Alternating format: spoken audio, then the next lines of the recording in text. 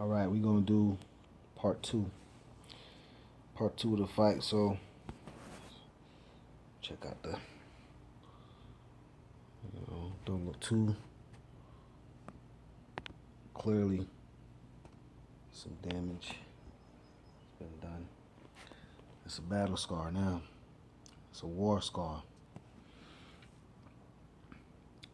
Crazy, I didn't lose no strength in my arm, but definitely no more bruising. It didn't look good apart from that. But anyway, so the fight. Um, the fighter kid name was Joel McMillan. He gave me props at the end of the fight. He said I was a champion and so on. So it was cool, sportsmanship like or sportsman like. Um, that fight. I told y'all I didn't perform like I wanted to because of my arm. Kept hitting this kid elbow, and it kind of like put a dent in it. You can see it now. It's like a little piece of my bicep look like it's missing. It's just squished, and I guess it's gonna stay like that. But I still got full function. I still feel strong. Still could do my pull-ups and all that. So just chalk it up as a freak accident, man. But yeah. So that fight, I wasn't afraid of him. Wasn't nothing like I said before he was doing that I wasn't like used to. Especially from a taller fighter. Um, but when that thing happened in the first round, when my arm got messed up in the first round, I was just like, you know what? I lost the fight. Or I knew I lost. There's no way. What I'm saying? Not with my arm like that. I couldn't guard properly. It was just everything was hurting. You know what I'm saying? And I did a good job playing it off, man. Because I watched the video, I can't even tell like I hurt. It just looked like, you know, oh, he's all right. You know what I mean? He's all right, but he's getting tired. You know what I mean? It looked like something like that. That's how it translated. You know, but um, I figured let me just keep moving forward. So there's I could just at least show that listen, I don't have a problem coming at you. You know what I'm saying? But I couldn't do much of anything. I couldn't do much of anything else like compensating for my arm, being down pretty much. You know, and I would fight in bursts because again, when I used it, it was in so much pain that I had to stop. You know what I mean? That's the only way I could deal with it. Get through the fight. You know what I'm saying? So, and it actually made me more tired. I'm used to going a lot more rounds. It may not be as intense, but I can get intense too. And I found myself, even now when I'm training, back in the gym training, this arm gets fatigued really easily. I guess because it's still healing. And that's how it felt. And it just reminded me of the fight. Like, man, when my arm got hurt, it was like just making me tired. You know what I mean? It probably don't make any sense, but when your body start doing things,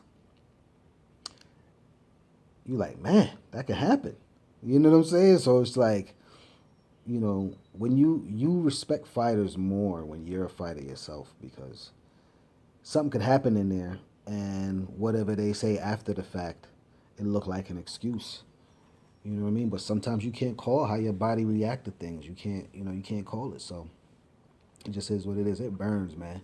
It burns. I feel like I should be winning Golden Gloves. You know what I'm saying? Because I was taking training serious. I ain't gonna say exactly what I was doing, but I was taking it very serious. I was in there in the gym, minimum 4 days a week, minimum. You know what I mean, sometimes I was in there 6 days a week. I did that a couple times. I want to say out of the whole 10 weeks, I probably might have did it 3 weeks, and not in a row, but it probably been 3 or 4 times I did that where I was there. You know what I mean, Monday through Saturday. It wasn't nothing like I planned it. I always planned to do 4 days, because I figure that's not too mentally straining with work and everything else. You know what I'm saying? But I was just trying to not to find excuses not to train. If I felt bad, I was in there. If I didn't matter how I felt, I was in there. Could I have been doing more? I think so. I think so. And in the future, I am going to do more as far as training. But yeah, it was about 3 or 4 times that I did that 6 days a week. But it was a minimum, and it wasn't like I said, it wasn't like something I planned out. It would just be Thursday's workout was done, man, training went pretty good. And then Friday I wake up, yo, I'm going back in there. You know what I mean? So it was it was spontaneous like that, that it happened like that. And then I come back home, I feel good. Saturday I wake up, I feel good. Yeah, I'm going back in the gym. Let me try to capitalize on the weight and you know what I mean, everything else. I don't want to take a day off and put on a pound or two or whatever. That's just how I was thinking. You know what I mean? So I was definitely taking training serious. You know, I wasn't like training on the Olympic level, but I was putting work in. I was putting work in, and I plan on putting in more because now I'm trying to get to 147. That's what I'm gonna do. You know what I mean, that's what my goal is right now is just to get to 147. So I'm not. I just want to say this too. I'm not training to box. I'm boxing to give me an excuse to train, so I can stay in shape. You know what I mean? So losing or winning the fight is not really moving me. You know what I mean? Let's say I win 10 fights in a row, then I'd be like, oh, yo, you know what I'm saying? But that's not my. I didn't make that like my goal. My goal is to do this as long as I can, to try and stay in shape because this is my favorite thing to do is stay in shape. You know, pull ups, anything that has to do with boxing. Push ups probably my least favorite thing, but I'm like 10 out of 10. I'm like five with that. I'm a five with the push ups. I don't as far as like in the enjoyment I get out of it. I don't enjoy those at all. I hate them. I hate push ups, but I could do them though. Um, the most I ever did straight, I think it was like 84 or something like that. You know what I mean? Where I really tried to like proper form and all that shit. But the most I ever did in one night was 1,000. But that was the bunnies. I used to do 300 a set. Trying to keep up with my brother, my younger brother, in and out all the time. So he would come home and show me the training, the type of shit he did to keep his body straight. You know what I mean? So I was like, oh man, I admired that part of it. You know what I mean? So you know, it didn't take me to have to go there though to do it. You feel me? Or to pick up a book or whatever. You know what I'm saying? You try to do those things on your own. Do the things that, if you found yourself in solitary confinement or something like that, you try to put yourself in those spaces, you know what I mean, to, make better decisions and to just um, not have an excuse, not to take care of yourself or, sharpen your instincts and your physicality. Especially as a man, you definitely need to express yourself in that way.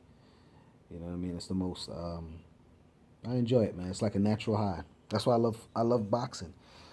You know, you may be anxiety or you may be anxious when you first step in there, but as soon as that, for me, after the first couple punches is thrown, after that first round is done, I'm good. I'm good to go. You know what I'm saying? But that's all I wanted to say. I was trying to make this like a 3-minute video.